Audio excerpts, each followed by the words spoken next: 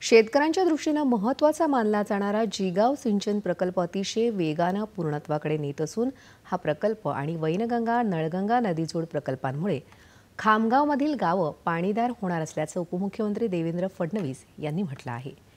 शेतकऱ्यांच्या बांधापर्यंत पाणी येणार असल्याचं त्यांनी सांगितलं। खामगावमधल्या 2365 कोटी रुपयांच्या विविध विकास कामांचं लोकार्पण आणि भूमिपूजन उपमुख्यमंत्र्यांच्या हस्ते झालं, त्यावेळी ते बोलत होते।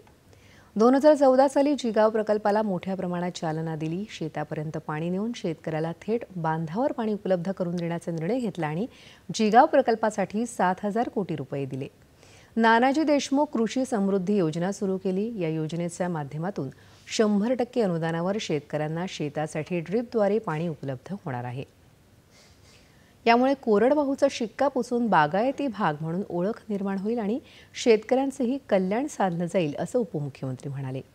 केंद्रीय आरोग्य राज्यमंत्री प्रतापराव जाधव यावेळी उपस्थित होते। बुलडाणा जिल्ह्यातल्या खामगाव इथं जिल्हा न्यायालयाच्या 90 कोटी रुपये खर्चाच्या इमारतीचा कोनशिला समारंभही उपमुख्यमंत्र्यांच्या हस्ते आज झाला। लाडकी बहीण योजना तसंच राज्य शासनाने विभागांना दिलेल्या भरघोस निधीमुळे शेतकरी आणि शेतमजूर महिला यांचा खऱ्या अर्थाने विकास होणार असल्याचं ते म्हणाले। या कार्यक्रमात घरकुल आणि कृषी विभागाच्या लाभार्थ्यांना लाभाचं वाटप करण्यात आलं।